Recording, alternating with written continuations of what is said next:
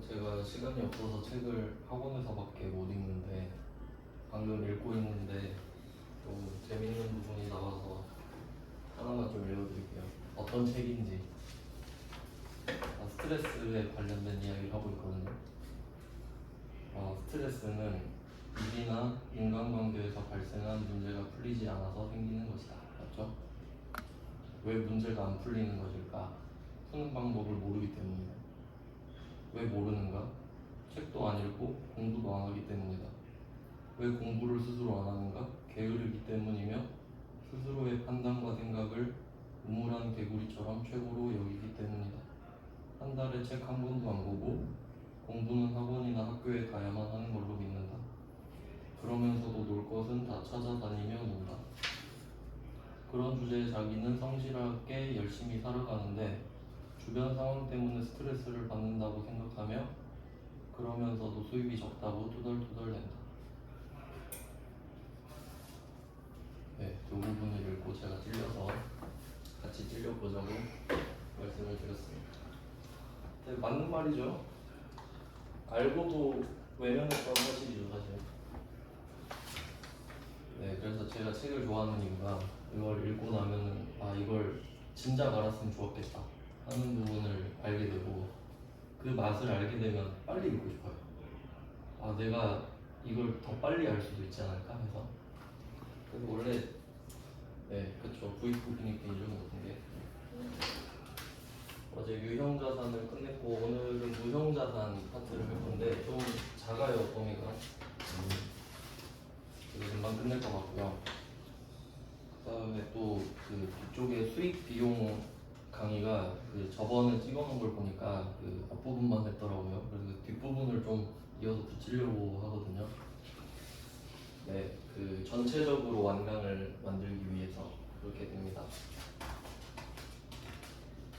일단 오늘 할 부분은 무형자산이에요. 양이 굉장히 적습니다. 보시면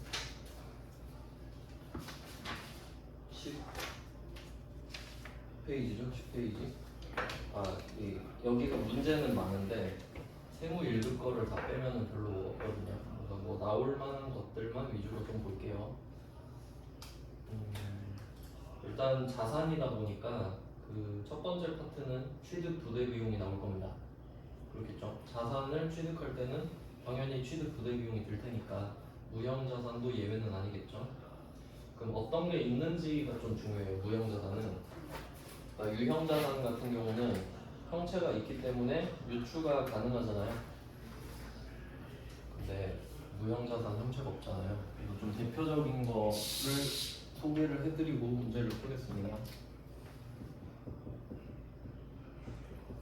무형 자산도 유형 자산이나 무형 자산이나 공통점은 장기간 사용을 하면서 그걸로 돈을 번다는 거예요.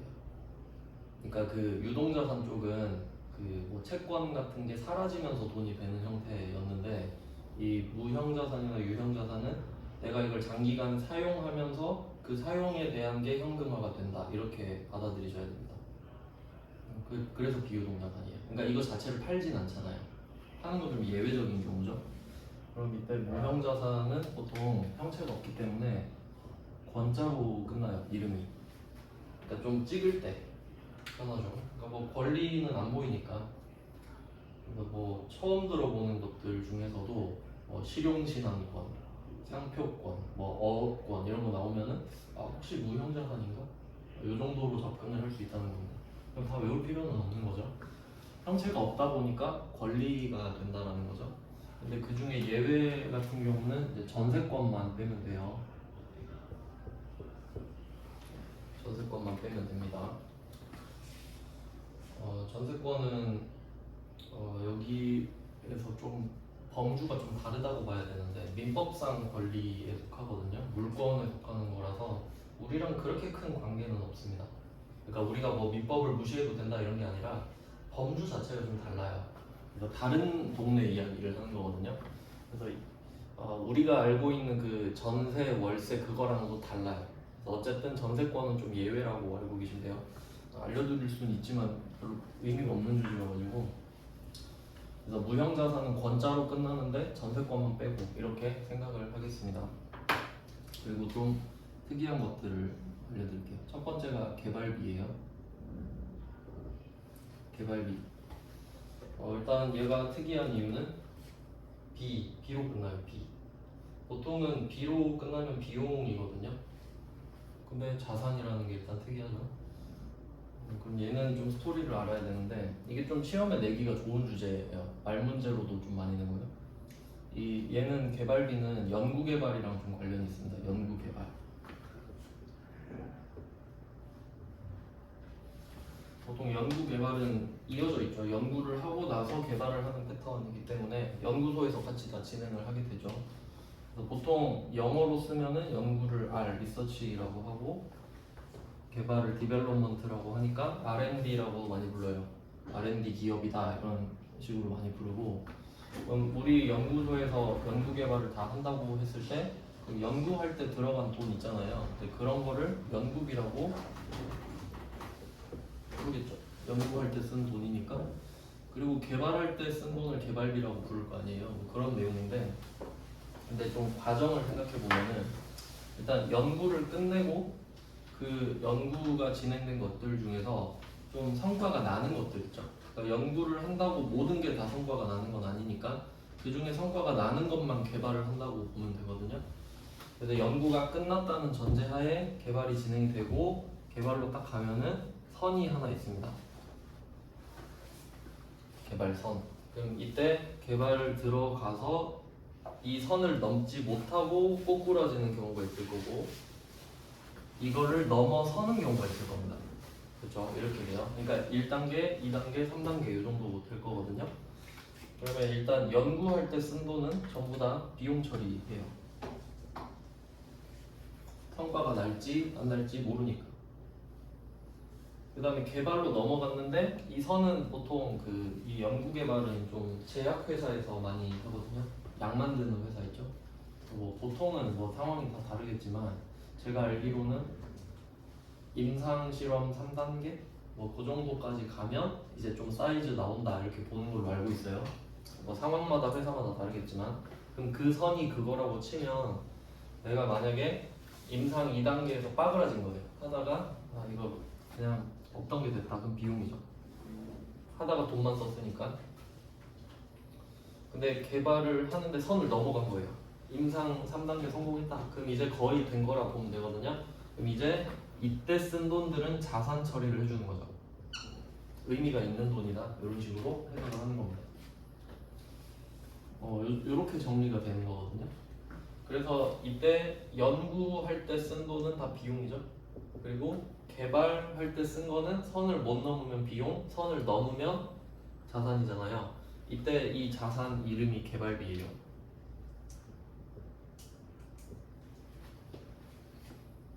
그래서 얘는 B자로 끝나는데 자산입니다. 그럼 이 앞에 있는 애들은 다 비용인데 다행히 계정 과목이 하나예요. 경상 연구개발비라고. 경상 개발연구인가? 경상 연구개발비일 거예요.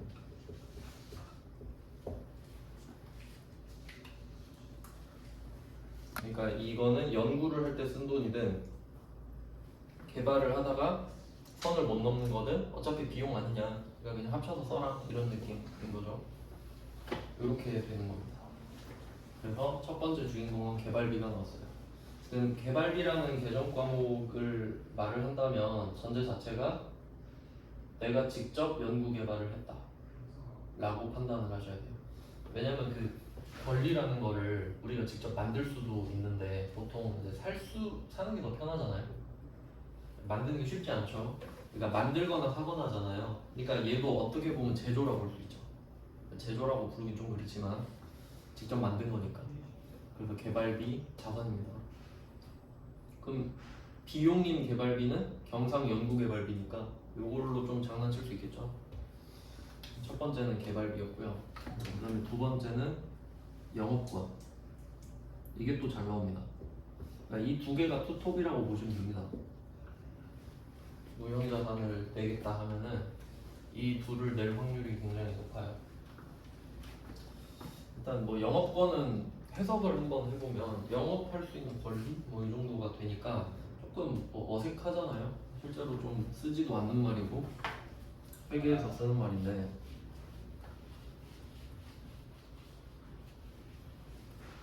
영업권 얘는 그냥 예시를 일단 하나 써드릴게요. 예시는 권리금입니다. 바닥권리금이라고 하죠.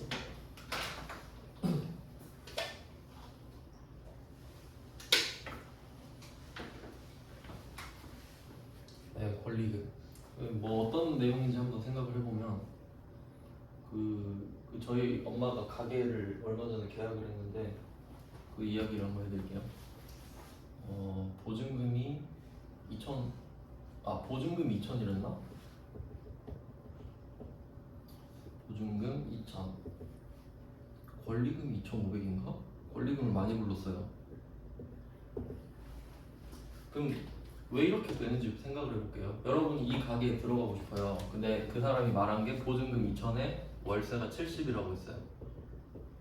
부가세 포함해서 뭐 63만 얼마 이렇게 되겠죠. 부가세 포함된 금액이라서. 그럼 여러분이 이걸 딱 보고 뭐 이 정도면은 그냥 그렇다 생각할 수 있죠. 내가 2,000을 담가놓고 한 달에 한 번씩 70을 주는 거예요. 그리고 가게 뺄 때 2,000을 받아서 나가는 거지. 이해되시죠? 이거는? 그리고 요거는 건물주랑 이야기하는 거예요. 건물주랑 이야기를 하는 내용입니다. 근데 이 가게로 들어가려고 하는데 그 전에 있던 세입자 있잖아요. 이 가게를 이미 쓰던 사람, 그 사람이 권리금을 따로 요구한 거야. 이유는 내가 여기에 시설 투자를 많이 해놨는데 놔두고 가겠다. 대충 계산해보니까 그래, 인테리어도 많이 잘 해놨고 기구도 좀 많이 있어요. 그러면 이거 그대로 쓰면 그래 조금 금액이 크긴 한데 내가 해도 이 정도 들겠다 싶으면 오케이 하는 거지 그냥. 그럼 이때 권리금은 전세입자였죠. 전세입자랑 이야기하는 거예요. 그러니까 건물주는 관심 없어. 권리금이랑. 이해되시나요? 그러니까 실제로 지불해야 되는 돈은 4,500인 거잖아요. 월세는 이제 한 달에 한 번씩 나가니까. 그러면 이건 확실히 내가 받을 수 있는 돈이죠, 건물주한테. 근데 이 돈은 내가 다음 세입자를 만약에 구하고 나갈 때 2,500을 받을 수 있냐 오면 그건 모르지. 그죠? 그러니까 이런 상태, 이 권리금을 영업권이라는 형태로 해요. 그런 내용이에요. 그러니까 보증금과 좀 구분되는 내용인 거지. 별개로 얘만 이야기를 하는 겁니다. 무형 여산이다. 뭐 그런 식으로 볼 수 있고, 조금 이해가 어렵다 그러면은 그냥 쉽게 말하면은 P 이렇게 이야기할 수도 있어요. 그 P가 붙었다 막 이런 말 하죠. 제 기억으로는 한 5년 전만 해도 와 그때 청약 난리였는데, 청약 되면은 로또다 해서 로또 청약, 그 저기 무등산 자이 있잖아요. 거기가 로또 당첨된 사람이 이 직원 중에 있었는데 당첨되자마자 P가 1억 붙었습니다. 그럼 당첨되면 그냥 1억 버는 거예요. 그냥 바로 갖다 팔아도 1억. 근데 아마 지금 2억 5천이가 올랐을 거예요. 거의 2배 된 걸로 알고 있거든요. 그땐 그랬죠. 그게 다 거품이었지. 지금 거품 개박살났죠 다. 그럼 그때 그 붙은 P 얼마인지 모르겠는데 한 3억 5천 되지 않았을까? 그 계약금이요. 계약금이 아니고 그 분양 가격이 3억 5천이라고 했을 때 그럼 내가 그걸 당첨이 되면 3억 5천만 내면 되지. 그렇죠? 근데 내가 그 너무 갖고 싶었는데 당첨이 안 된 거예요. 근데 당첨되자마자 P가 1억이 붙었죠. 그럼 어떻게 해야 돼요? 1억 더 주고 사야죠 그냥. 4억 5천에. 왜냐면 어차피 시간 지나면 더 붙어요. 그럼 진짜 그게 필요한 사람은 바로 샀을 거란 말이죠. 1억 더 주고. 그게 영업권. 그러니까 결론은 더 준 돈이에요. 더 줬다고. 왜 더 줬어? 필요하니까. 그 정도인 거지 그냥. 필요 없으면 안 샀겠잖아요. 근데 권리금이 조금 더 적합해요. 우리는 회계니까. 그러니까 저 아파트 P는 그냥 개인적인 일이잖아요. 그래서 회사를 합병하고 막 인수할 때도 회사의 실제 가치가 있을 거 아니에요.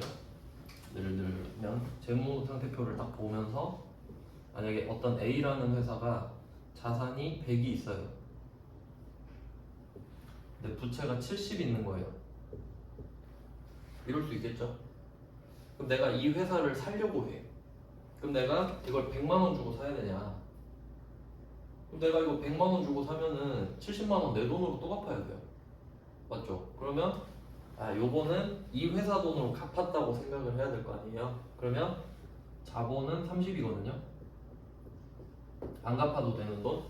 그러면 그냥 액면으로 보면 이 회사는 30에 사면 돼요. 맞죠? 그게 맞잖아. 가격상으로 보면 100을 갖고 있고 70은 이 돈으로 갚아야 되니까. 그럼 이걸 살 때 30밖에 안 들어오는 거니까 내가 이걸 30에 사면 되겠다. 이렇게 생각을 하면 되는 거거든요. 근데 숨어있는 가치가 안 보이잖아요. 그러니까 예를 들어서 자본은 이것밖에 안 되지만 얘가 이 업계에서 2위예요. 이름만 들으면 다 알아. 그러면 내가 이걸 30 주고 산다 그러면 안 팔겠지 제가. 그럼 내가 무리해가지고 50 줄게. 근데 얘가 판다 그랬어. 그럼 그 20만 원 있죠. 더 준 거. 그게 영업권. 결론 더 준 돈. 더 준 돈입니다. 그냥 P라고 생각하는 게 좀 쉬워요. 더 준 돈. 네, 그래서 영업권은 이런 식으로 내기 때문에, 그러니까 얘는 영업권이 뭔지를 모르기 때문에 틀리거든요. 문제 내면은. 그래서 그냥 더 준 돈이라고 생각하시면 되고, 그래서 좀 특이한 개념이 나와요. 이 영업권은 이제 말장난을 좀 치기가 좋은 주제인데, 이 영업권 앞에는 반드시 뭐가 붙냐면요, 외부 구입 영업권. 이게 풀네임이거든요. 외부 구입 영업권. 왜 그런지 생각을 해보시면 더 준 돈이잖아요. 그럼 더 주려면 사야 되죠. 근데 뭐 안 사는데 어떻게 돈을 더 줄 수는 없잖아요. 그러니까 이 영업권은 전제가 뭐냐면 사야 돼요. 못 만들어. 영업권은 절대 만들 수가 없습니다. 내가 권리금을 내가 막 창출할 수는 없잖아요. 그러니까 이게 무슨 말이냐면 아까 그 저희 엄마 이야기 해드렸는데, 그럼 우리 엄마는 권리금을 2,500을 잡았어요. 그럼 만약에 회계 처리를 한다면 이걸 영업권으로 2,500을 잡는 거예요. 왜? 취득 원가를 1번으로 하니까. 그러니까 실제 보증금은 2,000이잖아요. 근데 4,500을 썼는데 어떡해? 맞죠? 그럼 2,000인데 4,500을 썼잖아요. 그럼 2천만 원은 확실히 보증금 맞죠? 확실히 보증금 맞아요. 돌려받으니까. 근데 2,500은 뭐냐 이거지. 건물주가 안 돌려주는데 왜 잡았냐? 2,500을 더 냈는데 어떡하냐고. 그럼 그거 뭐 어떻게 돌려받을 수 있냐? 나도 모른다. 근데 더 냈는데 어떡하냐? 근데 이게 내 사업을 하는데 도움은 되겠지. 그럼 그건 맞죠? 그러니까 영업권. 이렇게 되는 거예요. 더 준 돈. 그러니까 예를 들면 만약에 우리 엄마가 첫 건물주랑 계약을 한 거예요. 새로 신축한 건물로. 보증금 2천 딱 내고. 그러면 권리금이 없을 거 아니에요. 신축 건물로 들어갔으니까. 근데 그냥 회계상으로 심심하니까 영업권 2,500 이렇게 적은 거예요. 그건 말이 안 되죠. 그러니까 내 생각에 내가 나갈 때 2,500 받아야지. 그래 놓고 그걸 써버리면 안 되잖아요. 안 받았는데. 실제로 받으면 이제 또 어떻게 회계 처리를 하는지 모르겠지만 안 받았죠. 그러니까 이 영업권은 내가 만들 수는 없다. 이게 포인트예요. 그러니까 이게 말장난으로 엄청 많이 내는 게, 시간 있으면 이론 파트 보시면 설명을 자세히 하는데, 외부 구입 영업권은 맞는 말이죠. 그러니까 영업권이라고 하면 외부 구입 영업권이죠. 그러면 반대로 내부 창출 영업권 이런 말을 하잖아요. 이런 말을 만약에 쓴다, 이건 그냥 존재 자체가 없는 거예요. 말이 안 되니까. 영업권은 절대 내부적으로 창출할 수 없으니까. 그러니까 저거 나오면 그냥 틀린 말이에요. 근데 그럼 예를 들면 내부 창출 영업권은 무형자산이다 이러면 틀린 말이죠. 없는 거 보고 막 무형자산이래. 그럼 뭐. 근데 모르는 사람은 그냥 뭔 말인지 모르잖아요. 외부 구입을 했는지 내부 창출을 했는지 뭔 말인지 몰라. 그러니까 틀려요. 근데 이 상황을 이해하시면은 이제 절대 틀릴 수가 없겠죠. 틀리면 안 되죠. 네, 그래서 이런 이슈가 있으니까 좀 조심하시고요. 근데 이게 좀 그 그림으로 보여드리면 무형자산이라는 범주가 있고 이렇게 있어요. 그럼 이 안에 영업권이 있는 거잖아요. 이렇게 무형자산 안에 영업권이 있다. 이 정도 이해되셨죠? 근데 이 무형자산으로 물어보는 거야. 이 무형자산한테 물어봐. 너 혹시 내부 창출이 가능해?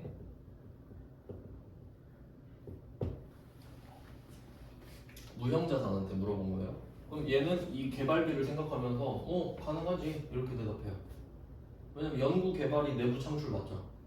우리 연구소에서 만든 거니까. 그러면 무형자산 내부 창출 되냐? 된다고 해요. 된대. 근데 그럼 영업권도 무형자산인데 얘도 되겠네? 이렇게 물어보는 거지. 그럼 얘도 되겠네? 이렇게 물어봐요. 그건 안 돼. 그러니까 이게 내기가 좋죠. 무형자산은 내부 창출이 가능해요. 그럼 이론상으로 그 무형자산 아래에 있는 영업권도 당연히 내부 창출이 돼야 되잖아요.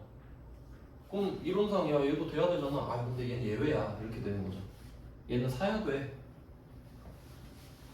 이렇게 된 겁니다. 요거 가지고 말장난 엄청 냅니다. 그러니까 이것만 알아도 무형자산 이론을 맞춰요. 거의 이걸 내기 때문에 이런 그림을 한번 이해해 주시고 이 두 개 빼면은 뭐 나머지는 다 쩌리들인데 그냥 이름만 좀 보면은 이제 자주 나오는 애들이 소프트웨어.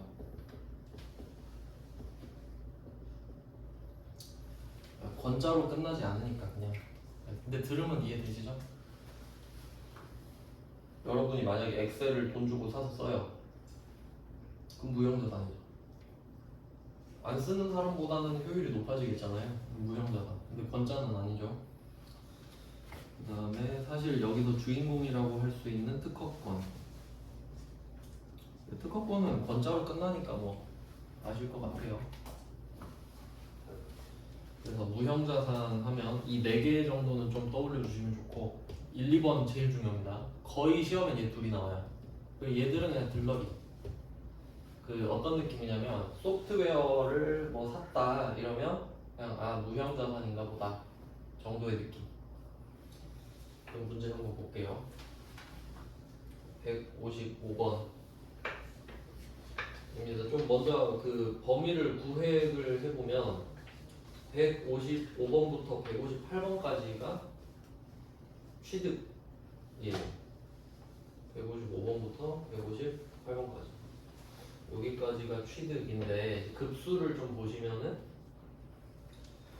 155번이 회계 1급, 156번이 회계 1급 이 정도가 중요한 거죠. 우리한테 일단. 근데 추가로 하고 싶다 하면은 57번 세무 2급. 세무 2급까지는 살짝씩 겹쳐요. 근데 세무 1급은 거의 안 겹친다고 보시면 되고. 그럼 한번 155번을 볼게요. 생산부서에서 새로운 기술적 지식을 얻기 위해 계획적인 탐구 활동을 합니다. 그럼 이거 보면서 뭔 말이지? 이게 정상이죠? 그게 출제자가 노린 겁니다. 솔직히 이 말 듣고 무슨 말인지 정확히 이해가 돼 이런 사람 별로 없겠죠. 그러라고 된 거예요. 그럼 이때는 어떻게 해야 되냐? 보통 이제 함정에 빠지는 사람들은 도돌이표 계속 읽어요. 계속 읽어. 이해가 될 거라고 믿는 거지. 그럴 리가 없죠. 그러라고 낸 게 아닌데. 그럼 그냥 넘어가야 돼요. 근데 이 정도 느낌은 받아야 됩니다. 뭔가 기술적 지식을 위해서 탐구를 한다? 그럼 이거 연구 개발인가? 이 정도까지는 가야 돼요. 그 정도까지는 근접을 해주셔야 돼요. 연구 개발인 것 같다. 그러면서 사용한 물품의 대금이 100만원, 당좌수표를 발행 지급했다. 이거 뭐 맨날 나오죠? 당좌수표 발행 지급하면 당좌예금 차감이죠. 그럼 일단 확실한 대변에 당좌예금을 써줍니다. 뭐 기본이죠. 돈 쓴 거 확실하니까.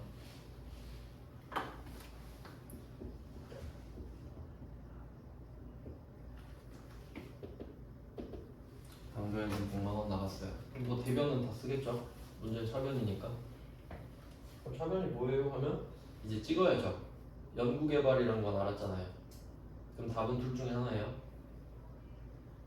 개발비 아니면 경상 연구개발비 둘 중 하나죠? 어떻게 찾지? 뒤에 힌트를 볼까요? 단 이는 자산 인식 조건을 충족하지 못하였다. 해석. 선을 넘지 못했다. 선을 넘으면 자산이 되거든요. 선을 못 넘으면 비용이죠. 그러니까 대전제 말씀드렸죠. 돈을 쓰면 자산 아닌 비용이다. 그럼 자산이 아니다 이 말은 비용이다 이 말이죠. 그럼 답은 경상연구개발. 이렇게 접근하는 겁니다. 아까 그 그림 떠올리시면 되죠. 연구는 비용, 개발은 선 못 넘으면 비용, 선 넘으면 자산. 그러니까 어떤 식으로 내는지 아시겠나요? 그러니까 첫 번째 줄에서 머물러 있으면 안 돼요, 시선이. 그냥 보고 이거 연구개발인데? 그럼 자산인가 비용인가 이것만 알면 돼. 그럼 만약에 이는 자산 인식 조건을 충족했다 이러면 개발비죠. 그렇게 푼다는 겁니다. 그리고 지금은 그 경상연구개발비인데 그 부서가 생산이죠. 생산부서니까 500번 경상연구개발비 이렇게 써주시면 되죠.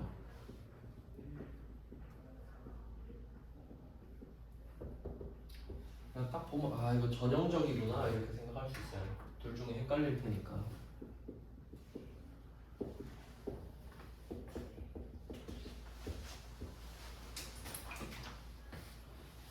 네, 이렇게 해서 155번을 봤어요. 꼭 맞히셔야 되고요.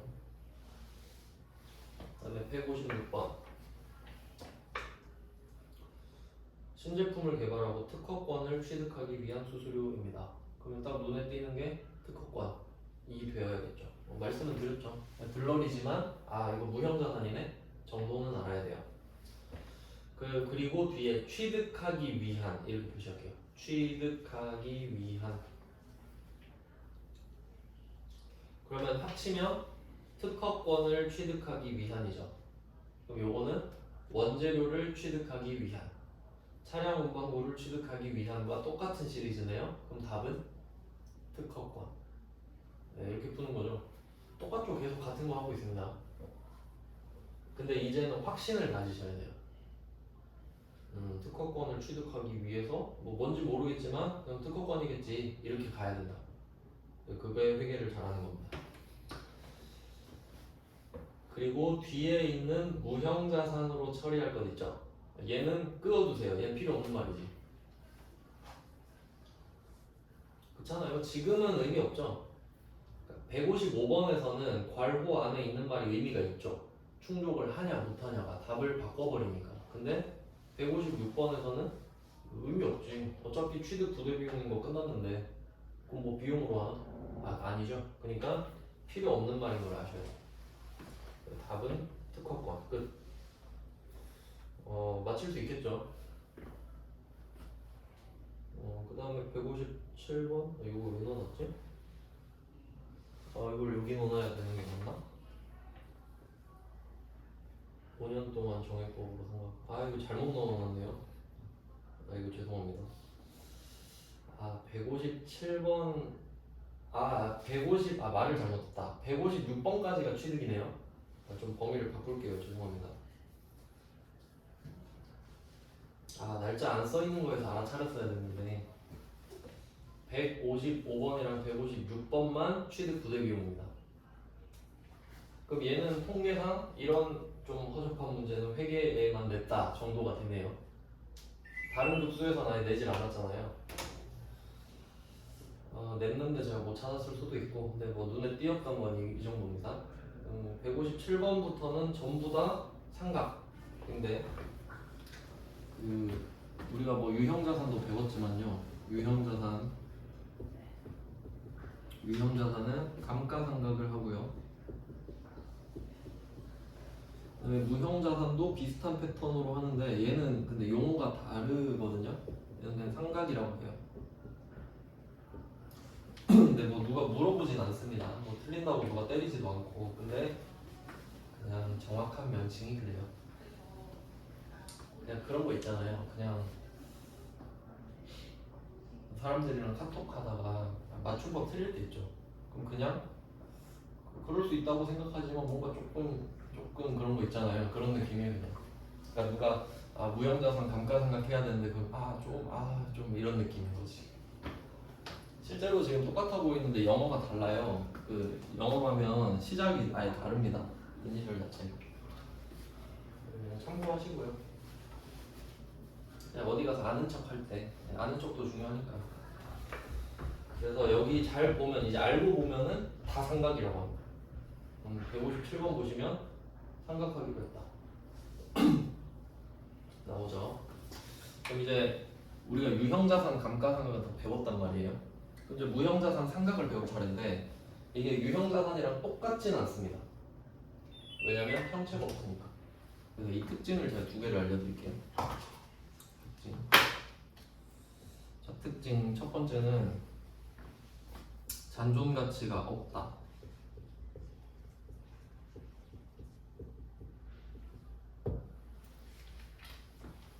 잔존 가치가 없다. 근데 요거를 이제 해석을 하면요, 정확히 말하면은 잔존 가치가 0이 아니라 없음입니다. 없다는 거예요. 그 좀 뭐 비유를 하자면요, 그 제가 프로그래밍 살짝 배울 때 들었던 비유인데, 그 여러분 화장실을 갔는데 휴지가 한 칸도 없어요. 휴지 10만 있어요. 그건 0이에요. 맞죠? 휴지가 0칸 있는 거잖아. 근데 휴지 10도 없는 거야. 그건 없는 거죠. 그런 느낌이야. 근데 뭐 문과에서는 상관없죠. 없는 거나 0이나. 근데 없음이 정확하다는 표현입니다. 그런 잔존 가치라는 개념이 없다는 거지. 그럼 유형자산은 어땠어요? 얘는 필요했죠. 왜냐면 형체가 있다 보니까 실제 사용기간이랑 내가 생각한 사용기간이랑 차이가 있으니까 잔존 가치로 그걸 좀 약간 유보시켜준다 해야 되나? 좀 연결시켜주는 그런 개념이었죠. 그 다음에 두 번째는 방법, 삼각 방법. 삼각 방법이 이것도 좀 말장난 치기가 좋거든요. 요거는 합리적인 삼각 방법을 쓰게 돼 있어요.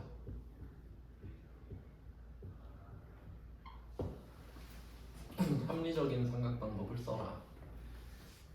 네, 이런 거 아주 좋은 말이죠. 그럼 뭐 불합리적인 방법을 쓸 이유는 없잖아요.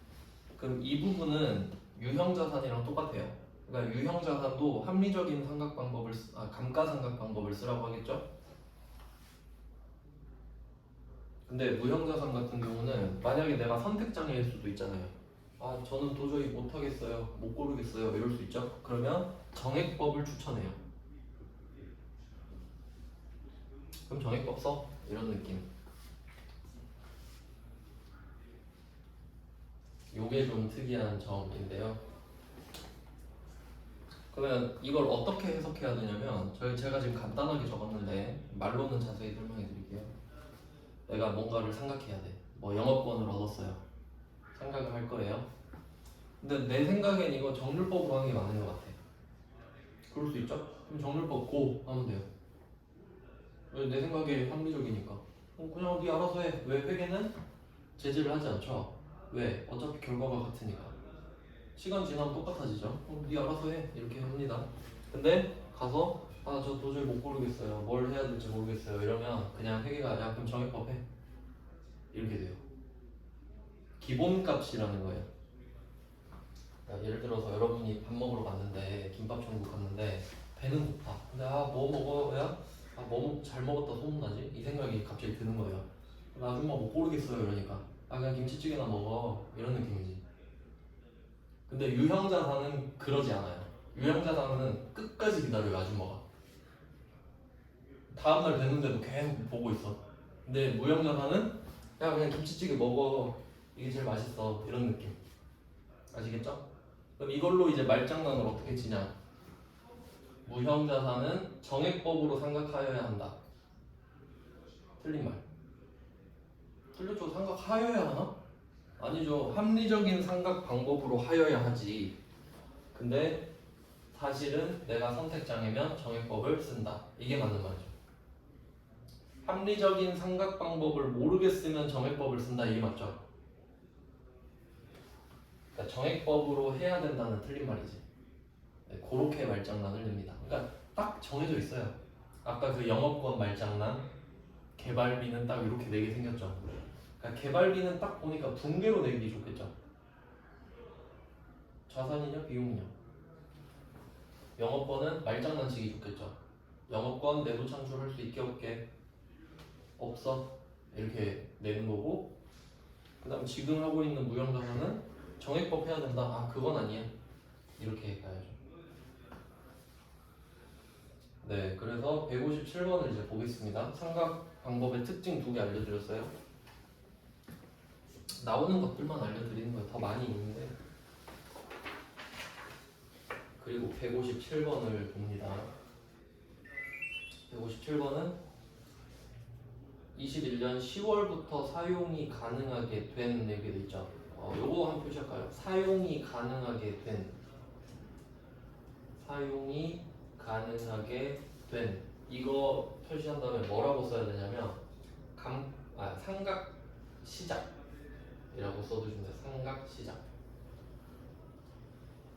만약에 이게 유형자산이었으면 그냥 감가상각 시작 시점이라고 보시면 돼요. 그러니까 이거 말장난 칠 때 사용이 가능하게 된 때부터 감가상각한다 이렇게 되거든요.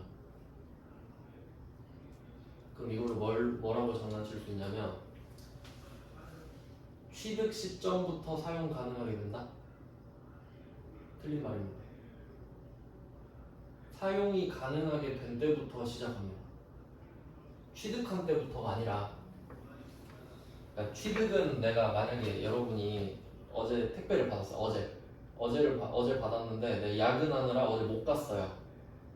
그래서 오늘 까서 오늘부터 쓴 거야. 그럼 오늘부터 사용이 가능한 거죠. 물론 어제도 그렇게 하는데 말이 그냥 그래요. 제 생각이 똑같아요. 취득하면 사용 가능하지 않나요, 사실? 근데 그냥 말이 그래요. 말이 그래. 그러니까 취득이 아니라, 저도 솔직히 좀 이건 인정 못 하겠는데 어쩔 수 없죠. 우리 까라면 까야죠. 그래서 사용이 가능한 때 가능하게 된 거라고 말을 한 거야. 그래서 그럼 뭐 상관없죠. 상표권 나왔죠. 상표권 권자로 끝나니까 그냥 무형자산이겠거니 하고 넘어갈게요. 1,800만 원에 대해서 5년 동안 정액법으로 상각하기로 했다. 그럼 여기서 정액법 나왔죠. 그럼 이 정액법은 왜 정액법일까? 내가 합리적이다라고 생각했기 때문이에요. 알겠나요? 떠밀려 가는 게 아니야 지금. 나 정액법으로 할게요. 이런 느낌이에요. 근데 만약에 아무 말 없으면 어떡하죠? 방법 말 안 해주면? 정액법이겠지. 선택 못하면 아줌마가 김치찌개 먹으러 한댔잖아요. 그럼 회계가 야 그냥 정액법 해. 이렇게 될 테니까. 그래서 아무 말 안 해도 정액법. 내가 정액법 골라도 정액법이지. 근데 아무 말 안 해도 정액법이 될 거다라고 생각하셔야 됩니다. 그리고 한 가지 더 포인트가 있는데, 정액법은 잔존 가치를 고려해야 되거든요. 어제 유형자산에서 배웠죠. 근데 잔존 가치 말 안 하죠. 왜? 없으니까. 없는데 굳이 잔존 가치 없으면 이러진 않겠죠. 제가 돈 없는데 여러분한테 괜히 여러분 돈이 없는데요 이러진 않겠잖아요. 없으면 없는 거지 그냥. 없으면 말 안 하죠 그냥. 그래서 결론 1,800만 원을 정액법 5년으로 N빵을 해라 이거죠. 어제 했던 거랑 똑같죠. 구해볼까요? 그러니까 회계 공부하면서 그걸 느껴야 돼요. 이거 앞에서 했던 건데. 이제 거부감이 좀 덜하지 않나요? 응용만 하면 되니까. 그게 진짜 좋은데. 1,800 나누기 5 끝이죠. 얘는 잔존 가치가 없으니까. 그러면 금액이 뭐 360인가 이렇게 나오죠? 그럼 끝인가요? 언제 샀지? 10월에 사용 가능하게 됐죠. 그리고 지금이 같은 연도죠. 그럼 몇 달 썼죠? 한 3달? 10월 31일에 샀어도 3달이죠. 3달 썼네. 12분의 3이죠. 얘는 10월 1일부터 12월 31일. 이게 우리가 10월 31일에 사도 상관없다 그랬어요. 어차피 월 할이니까 한 달 땡기고 뒤에 거 안 잡아주면 된다 그랬죠. 결론은 이겁니다. 답이.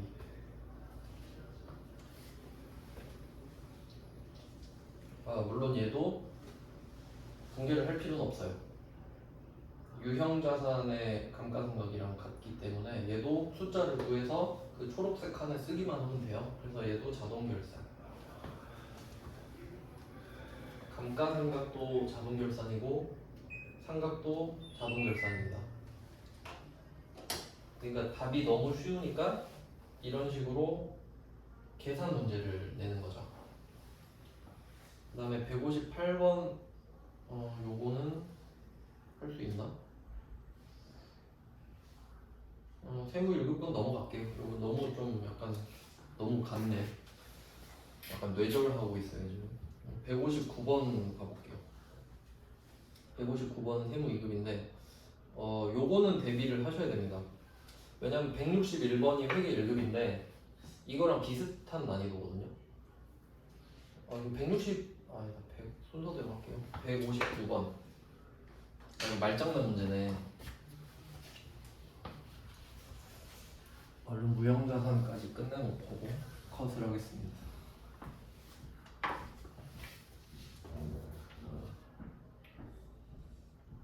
무형자산 158번, 159번인데 히스토리를 좀 적어볼게요. 2018년 12월 31일 결산인데 영업권을 2018년 12월 30일에 취득했어요.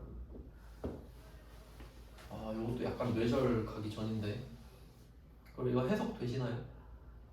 어제 샀는데 오늘 생각하는 거야 지금. 약간 좀 선 넘으려고 그러죠? 그래도 까라면 까야 되니까. 그러면 이때 4,500 주고 샀나? 1,200이죠 1,200. 그럼 이때 결산 직전 잔액이 1,200 있죠? 해석 잘해야 돼요. 어제 샀거든요. 어제. 근데 어제 샀는데 얼마에 샀는지 말 안 해줘요. 근데 결산을 하려고 보니까 장부에 1,200이 써있더래. 뭔 말이죠 이게? 1,200에 샀단 소리지. 어제 1,200에 샀으니까 어제 1,200에 적어놨고 오늘 보니까 1,200이라고 써있겠죠. 맞나요? 말장난하고 있잖아요 지금. 그래서 이거를 1,200에 산 게 되지. 알겠죠? 1,200에 산 거예요 얘를. 어제 샀으니까. 그 다음에 5년간 월할 균등 수익죠. 균등 정액법. 균등 똑같이 하라며. 5년 동안 월별로 똑같이 들어가라며. 그럼 정액법 맞죠? 정액법 월할 균등이니까 그럼 정액법 나왔어요. 5년이죠. 잔존가치 없죠. 그럼 계산해볼게요. 그럼 2018년도 12월 31일에 감가상각비는 얼마인가요? 감가상각비는 그러면 1200 나누기 5 이게 1년치죠. 근데 어제 사서 오늘 생각하면은 솔직히 뭐 하루 이틀 썼죠. 근데 이제 아시겠지만 한 달치는 들어가는 거잖아요. 그래서 12분의 1 이렇게 들어가죠. 한 달치는 잡아주니까 이런 특성을 가지고 장난을 친 겁니다. 왜냐면 이걸 모르는 사람은 어떻게 하냐면 뭐 이틀 쓴 거 갖고 하겠나? 근데 안 하진 않겠잖아요. 하긴 해야 되니까. 그래서 답이 이렇게 나와요. 요 정도까지 장난칠 수 있겠죠. 그 다음에 160번 160번은 결산 마감 전 영업권 잔액이 600이 있고 영업권 2017년 1월 초에 취득했다. 요거는 조금 그래도 말장난은 아니네요. 이게 솔직히 좀 어렵거든요. 제 생각에는 시험에 나오면 풀기가 좀 그래요. 하지만 그래도 이해는 해보자. 그럼 얘는 2017년부터 적어볼게요. 2017년 1월 초. 1월 초인데 근데 사실 상관없죠. 1월 1일에 샀든 1월 31일에 샀든 상관이 없다는 걸 알게 됐어요. 그러면 17년 초에 취득했는데 얼마인지 모릅니다. 얼마에 샀는지 몰라요. 하지만 5년간이라고 나왔으니까 확실히 이건 알아요. 17년 1월에 샀을 때 사자마자 5년 남았다라고 생각을 했었을 거예요. 그러면 취득 원가는 모르지만 5년이 남아있는 상태로 기록이 된 거예요. 7년에. 그 다음에 2017년 12월 31일에 상각을 한번 하겠죠. 상각을 한번 합니다. 상각을 한번 해요. 근데 얼마 하는지 모르죠 지금. 근데 알 수 있는 게 하나 있어요. 1년이 그러니까 12월 31일에 상각을 한번 하면 이제 4년 남죠. 1년을 미리 썼고 장부가 따라가 주니까 4년이 남습니다. 그러니까 회계 처리를 하고 나면요. 적고 나면 이제 4년이 남은 게 되지. 하기 전엔 5년이 남은 거였는데. 그 다음에 2018년 12월 31일도 반드시 오겠죠? 시간 순서상으로. 그럼 이때는 삼각 두 번째 할 거 아닙니까? 그럼 삼각을 두 번째 하고 나니까 이제 3년 남아.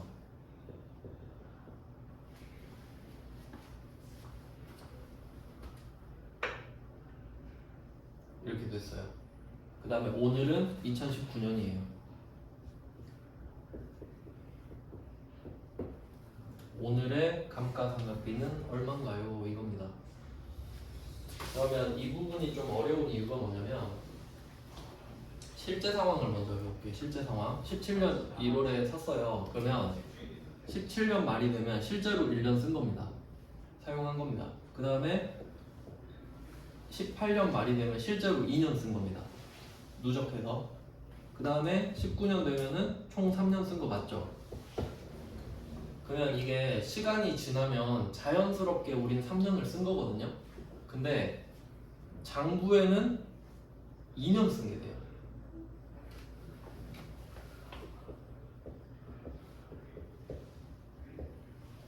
무슨 말이냐면 이걸 사실은 하루마다 가치가 떨어질 거 아니에요. 원래는. 근데 하루마다 365분의 1씩 깎고 있으면 너무 좀 피곤하잖아요. 그러니까 1년치 모아서 한 방에 12월 31일에 따라가는 거예요. 그러니까 실제로는 1월 1일에도 가치가 떨어졌고 1월 2일에도 가치가 떨어졌어요. 그러니까 하루에 365분의 1씩 가치가 떨어지잖아요. 그게 365일이 지나면 365번 다 떨어졌죠, 가치가. 그럼 그때 한 방에 1년치를 팍 깎아주는 거라고. 12월 31일에. 그러니까 19년 12월 31일에 1년의 가치가 떨어진 건 먼저 일어난 일이에요. 그리고 이제 이걸 해주겠다고. 삼각 세 번째에서 뒤늦게. 오늘 세 번째 하는 거 아닙니까? 맞죠? 그럼 우리가 세 번째 거를 하는데 그럼 우리는 그 하기 전에 데이터를 봐야 될 거 아니에요. 여기서 하는 말이 600 남았다? 이러고 있죠. 19년 결산 마감 전에 600이 남아있는 거죠. 그럼 우리가 세 번째 삼각을 할 참인데 그 전에 여기까지 했을 때 600이 남아있단 소리죠.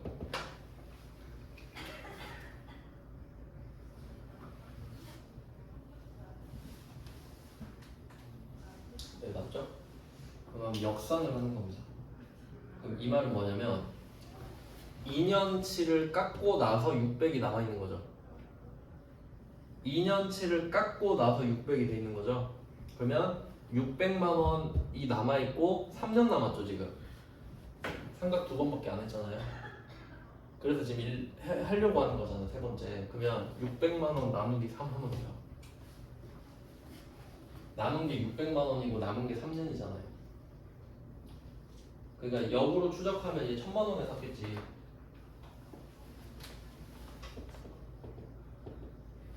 문제가 해결되는 거죠. 그럼 1000만 원에 사서 5년이니까 200씩 깎겠죠. 그러니까 600 남았겠지? 그럼 오늘 얼마 할 거냐? 오늘도 200 까야죠. 그러니까 상당히 고난이도 문제입니다 이게. 좀 어렵죠?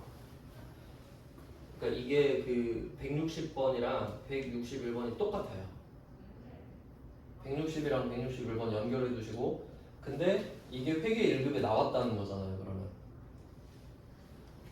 네. 전에 뭐 말씀드렸지만 시험장에서 너무 풀지 마세요. 멘탈 깨지니까. 그냥 뭐 이거 다른 애들도 못 풀겠구나 하고 그냥 넘어가시는 게 맞아요. 풀 수는 있는데 이거 1분 안에 못 풀어요.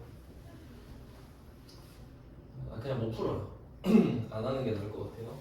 그 다음에 162번은 X표 치시고요. 이건 너무 선 넘었어요. 뇌절.